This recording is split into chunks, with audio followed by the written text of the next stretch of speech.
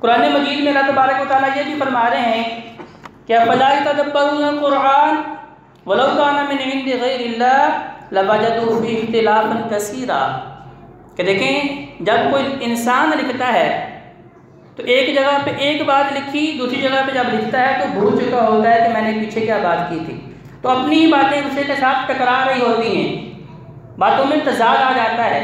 لیکن قرآن مجید فرقان حمید میں اللہ کے فضل سے کوئی تضاد موجود نہیں ہے، کوئی ایسا مقام نہیں کہ آپ کہیں کہ یہ مقام فلاں مقام کے مخالف ہے، اس کے الٹ ہے۔ یہ سب سے بڑی دلیل ہے کہ یہ صرف اور صرف اللہ تبارک و تعالیٰ کی طرف سے منزل من اللہ ہے۔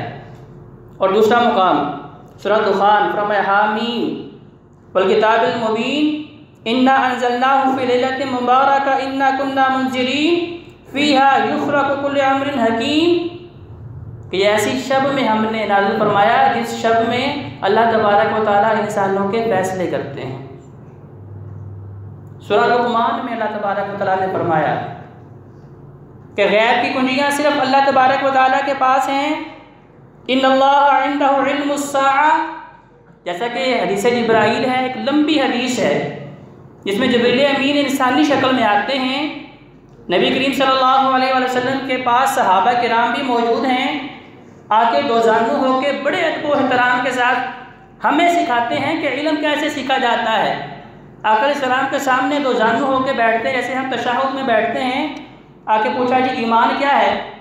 تو محبوب پیغمبر علیہ السلام نے فرمایا ایمان یہ ہے کہ آپ اللہ پہ ایمان رکھیں، اللہ کے فرشتوں پہ ایمان رکھیں، نبیوں پہ ایمان رکھیں، آسمانی کتابوں پہ ایمان رکھیں، تقدیر پہ ایمان رکھیں، اور یوم البعث قیامت کے دن کے اوپر آپ ایمان رکھیں۔ کہا بالکل صحیح فرما رہے ہیں۔ اب یہ بات سننے کے بعد صحابہ کرام میں تھوڑا سا تعجب بھی پیدا ہوا کہ بندہ تو مدینے کا نہیں اور نہ کسی کا جاننے والا ہے، یوں لگتا ہے کہ لمبا سفر کر کے آیا ہے، لیکن لباس بڑا عمدہ پہنا ہے، اوپر لباس سے کوئی گرد و غبار بھی نہیں ہے، اور سوال خود کرتا ہے اور جواب کی تصحیح بھی خود کرتا ہے۔ دوسرا سوال پوچھا بتائیے اسلام کیا ہے؟ تو محبوب پیغمبر علیہ السلام نے فرمایا کہ سب سے پہلے آپ گواہی دیں کہ اللہ کے علاوہ کوئی الہ نہیں ہے اور میں اللہ کا آخری نبی اور رسول ہوں۔ اس کے بعد آپ نے دن میں 5 نمازیں پڑھنی ہیں، رمضان المبارک کے روزے رکھنے ہیں، اور اگر اللہ تبارک و تعالیٰ آپ کو مال و دولت نوازے تو پھر آپ نے خاص اقتدار کے مطابق زکوٰۃ دینی ہے اور بیت اللہ کا حج کرنا ہے۔ کہا بالکل صحیح فرما رہے ہیں۔ اس کے بعد اگلا سوال کیا احسان کیا ہے؟ تو نبی کریم صلی اللہ علیہ وسلم نے فرمایا احسان یہ ہے کہ جب آپ رب کی بندگی کریں تو سب سے اونچے درجے کا ایمان یہ ہے کہ آپ یوں سمجھیں کہ میں اپنے رب کو دیکھ رہا ہوں۔ کہتے یوں کر سب سے اونچے درجے کا ایمان، اللہ ہمیں یہ ایمان نصیب کر دے۔ ہم جب نمازیں پڑھ رہے ہیں تو ہماری نمازوں میں دنیا کے حساب کتاب سارے ہمیں یاد آ رہے ہیں کہ فلاں پیسے جو میرے گم ہو گئے تھے وہ میں نے فلاں جگہ پہ رکھے ہیں، فلاں میں نے بل دینا تھا وہ میں نے فلاں جگہ پہ رکھا ہے، بیٹے کی فیس جمع کرانی ہے وہ فلاں جگہ، دنیا جہان کے سارے حساب کتاب ہمیں نمازوں میں یاد آتے ہیں۔ تو نبی کریم صلی اللہ علیہ وسلم سے پوچھا گیا جی احسان کیا ہے؟ فرمایا کہ آپ اللہ کی بندگی خاص طور پہ نماز کی حالت میں اس درجے تک آپ اللہ کے دربار میں حاضر ہوں اور دنیا سے آپ بالکل کھو جائیں، قطع تعلق ہو جائیں، اور اس حد تک آپ کا ایمان بڑھ جائے جیسے آپ اپنے رب کو دیکھ رہے ہیں۔ اگر یہ پیدا نہیں ہوتا تو سب سے آخری درجہ یہ ہے آپ کو یہ یقین ضرور ہو کہ میرا خالق و مالک مجھے دیکھ رہا ہے۔ کہا آپ بالکل صحیح فرما رہے ہیں۔ اس کے بعد آخری سوال فرمایا بتائیں قیامت کب آنے والی ہے؟ اب سوال کرنے والا کون تھا؟ جبریل امین تھے، نبی کریم صلی اللہ علیہ وسلم کو پتہ تھا۔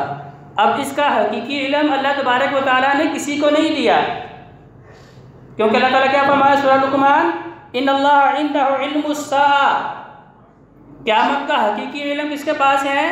صرف اللہ کے پاس ہے۔ تو جبریل امین سوال کر رہے ہیں یا رسول اللہ بتائیے قیامت کی نشانیاں۔ اب چونکہ اللہ تبارک و تعالیٰ نے بذریعہ وحی وہ تو بتائی تھیں، تو وہ آقا صاحب نے بتائی کہ یقیناً ایک وقت آئے گا جب ماں باپ کی قدر و منزلت غلاموں سے بھی کم ہو جائے گی۔ وہ تو آج ہمیں نظر آ رہی ہے کہ آج ہماری نگاہوں میں ہمارے ماں باپ کی وہ قدر و منزلت نہیں ہے جو ہمارے دوستوں کی ہے، جو ہمارے احبا کی ہے، یا ہمارے مال و متاع کی ہے۔ ہم انہیں ناراض کر دیتے ہیں لیکن اپنے دوستوں کو ناراض کرنا گوارا نہیں کرتے۔ ذات عجیب کا یہ قیامت کی نشانیوں میں سے نبی کریم صلی اللہ علیہ وسلم نے ذکر فرمایا اچھا بتائیے قیامت کب آنے والی ہے؟ آقا اسلام نے فرمایا کہ جتنا سوال کرنے والے کے پاس علم ہے جواب دینے والے کے پاس بھی اتنا علم ہے، کیونکہ عرش والے نے اس کا حقیقی وقت نہیں بتایا، جبریل کو بھی نہیں پتا، نبی کریم صلی اللہ علیہ وسلم کو بھی نہیں پتا۔ ان اللہ عنده علم الساعہ، کیونکہ قیامت کا حقیقی علم کس کے پاس ہے؟ وَيُنَزِّلُ الْغَيْثَ، بارش کب برسانی ہے، کہاں برسانی ہے، اس کا حقیقی علم اللہ کے پاس ہے۔ وَيَعْلَمُ مَا فِي الْأَرْحَامِ، ماں کے پیٹ میں کیا ہے، وہ بیٹا ہے یا بیٹی ہے، تندرست پیدا ہوگا یا لاغر کمزور پیدا ہوگا، اس کا حقیقی علم اللہ نے فرشتوں کو بھی نہیں بتایا، صرف اللہ کے پاس یہ علم ہے۔ فَمَا تَدْرِي نَفْسٌ مَاذَا تَكْسِبُ غَدًا، اور انسان نے جب جنم لے لینا ہے، دنیا میں آ جانا ہے اور کمانے کی شعور کی عمر کو پہنچنا ہے، اس نے کیا کمانا ہے، اس کا حقیقی علم کس کے پاس ہے؟ اللہ کے پاس ہے۔ وَمَا تَدْرِي نَفْسٌ بِأَيِّ أَرْضٍ تَمُوتُ إِنَّ اللَّهَ عَلِيمٌ خَبِيرٌ، اور انسان نے کس جگہ پہ، کس وقت اور کس سبب سے مرنا ہے، اس کا بھی حقیقی علم کس کے پاس ہے؟ کیونکہ میرا اللہ ہر چیز سے باخبر ہے۔ ان اللہ علیم خبیر، اس سے بڑا علم رکھنے والا اور اس سے بڑا باخبر کوئی نہیں ہے۔ تو ذات جی پر اس کا مطلب کیا ہے کہ حقیقی علم، غیب کی کنجیاں کس کے پاس ہیں؟ صرف اللہ تبارک و تعالیٰ کے پاس ہیں۔ تو اللہ تبارک و تعالیٰ نے جب انسان ماں کے پیٹ میں ہے، ابھی جنم نہیں لیا، 120 دن گزر گئے، 4 مہینے گزر گئے ہیں، تب اللہ تبارک و تعالیٰ اس جنین میں، اس لوتھڑے میں اللہ تعالیٰ روح پھونکتے ہیں، اور اس وقت اللہ تعالیٰ اس کی تقدیر لکھ دیتے ہیں کہ اس نے کتنے سال زندہ رہنا ہے، کتنے مہینے گزارنے ہیں، اس نے کھانا کیا ہے، اس نے پینا کیا ہے، اس نے نیک ہونا ہے، اس نے فاجر فاسق ہونا ہے، کس جگہ پہ اس کی موت ہونی ہے، کس وقت ہونی ہے اور کس سبب سے ہونی ہے، ساری چیزیں اللہ تعالیٰ نے تقدیر میں لکھوا دی۔ اب یہاں ایک چھوٹا سا نقطہ سمجھنے کی ضرورت ہے کہ ہمارے ذہنوں میں شیطان یہ وسوسہ پیدا کرتا ہے کہ میں ابھی ماں کے پیٹ میں 4 مہینے کا تھا، 120 دن کا تھا، تو اللہ نے لکھ دیا کہ اچھا ہوگا یا برا، جب اللہ نے برا لکھ دیا تو میں اچھا کیسے ہو سکتا ہوں؟ یہ شیطان ہمارے ذہنوں میں وسوسہ پیدا کرتا ہے تقدیر کے معاملے میں۔ تو کہتے ہیں وقار تقدیر پہ ایمان رکھنا بھی عین ایمان ہے۔ اگر آپ تقدیر پہ ایمان نہیں رکھتے، آپ کا ایمان مکمل نہیں ہے۔ ایمان میں 6 چیزیں شامل ہیں، ان میں سے تقدیر کے اوپر ایمان رکھنا بھی ضروری ہے۔ تو پھر یہ کیا معاملہ ہے؟ اس کا مطلب یہ ہے کہ جب ہم کوئی اپنا فنکشن جو ہے وہ طے کرتے ہیں کہ فلاں دن ہم نے اپنے گھر کا یہ معاملہ کرنا ہے، فلاں مہینے کی فلاں تاریخ، اس کے اوپر شیڈول لکھتے ہیں کہ بعد از نماز عشاء اتنے بجے شروع کریں گے، اتنے بجے اختتام پذیر ہوگا۔ 2 مہینے، 4 مہینے، 6 مہینے پہلے سے ہم اس کی پلاننگ کرتے ہیں، لوگوں کو اس کے مطابق دعوت دیتے ہیں، اور جس طرح ہم نے کہا اس کے مطابق کوشش کی، ہم کامیاب بھی رہے۔ اس کا مطلب کیا ہے کہ ہمارے پاس غیب کا علم ہے۔ اس کا مطلب یہ ہے کہ ہم نے کوشش کی ہے اور ہمارے پاس اتنا ناقص علم ہے، اس کے مطابق جستجو کی ہے، لیکن وہ اللہ جو علیم و بذات الصدور ہے، دلوں میں جو وسوسے پیدا ہو رہے ہیں، اللہ تعالیٰ انہیں بھی جانتا ہے۔ اللہ نے اپنے علم کے مطابق لکھا ہے کہ اس بندے نے جا کے دنیا میں نمازیں نہیں پڑھنی۔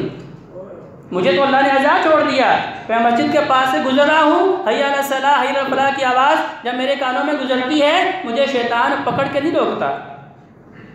رحمانی آواز مسجد سے آ رہی ہے، کامیابی کی آواز مسجد سے آ رہی ہے، حی علی الصلاۃ، حی علی الفلاح، آؤ کامیابی کی طرف، رب بلا رہا ہے، رب کے سامنے جھکو، کامیابی بھی ملے گی، سکون بھی ملے گا اور دنیا کے سارے غم بھی ختم ہو جائیں گے۔ لیکن میں شیطان کے اوپر ڈال دیتا ہوں، شیطان نے مجھے مسجد میں جانے نہیں دیا، یا میری تقدیر میں لکھ دیا گیا ہے اس نے نماز نہیں پڑھنی، میں تو اس لیے نہیں پڑھ رہا۔ بھائیو اس کو یوں سمجھیں کہ اللہ تبارک و تعالیٰ نے اپنے علم کے مطابق لکھا ہے، اس پہ میں اور آپ مکلف نہیں ہیں۔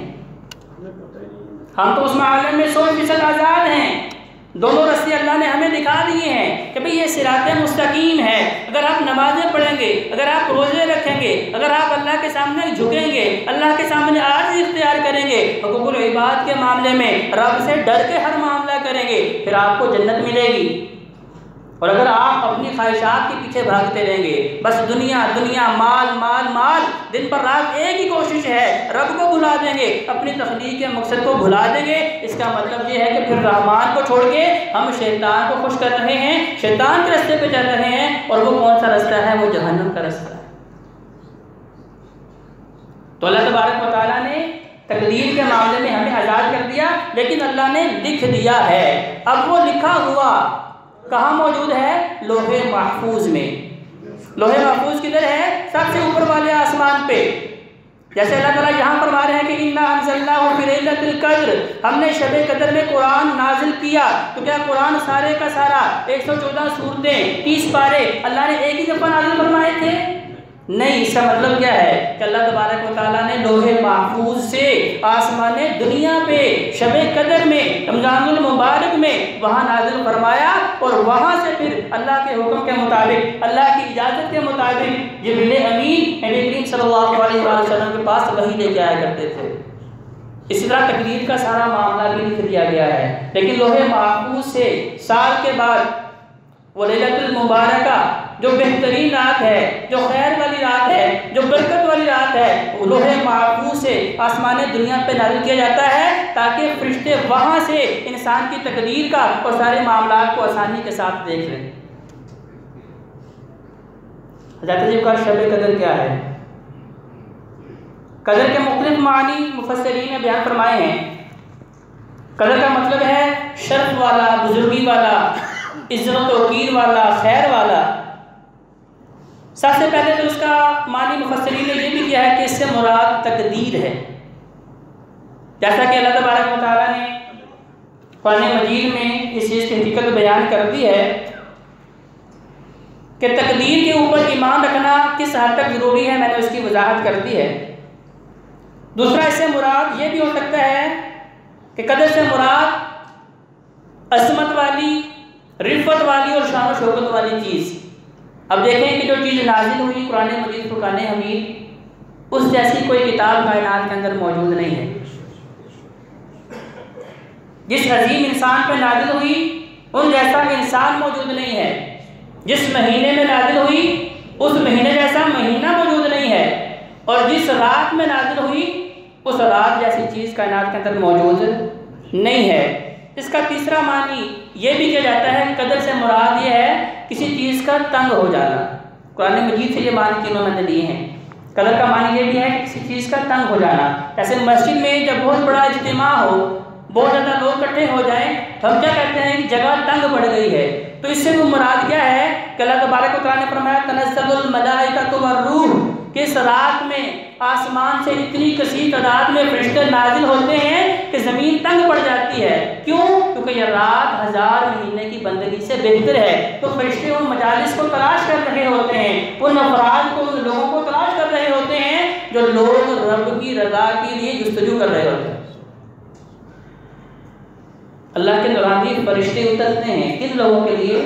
جو شب قدر کے اندر رب کی رضا کو حاصل کرنے کے لیے نوافل پڑھ رہے ہیں، اللہ کے سامنے دعا و مناجات کر رہے ہیں، اللہ کے سامنے روکے گڑ گڑا کے توبہ و استغفار کر رہے ہیں، سب سے بڑا ذکر قرآن مجید کی تلاوت کر رہے ہیں۔ تو کوئی بھی ذریعہ جس کے ذریعے رب کا تقرب حاصل کیا جاتا ہے، ان نورانی محفلوں کو یا ان نورانی لوگوں کو، ان کی نیکیوں کو سمیٹنے کے لیے آسمان سے زمین تک فرشتوں کی قطاریں لگ جاتی ہیں، لائنیں لگ جاتی ہیں، اس لیے زمین تک پڑ جاتی ہے۔ مفسرین نے اس کا معنی یہ بھی کیا ہے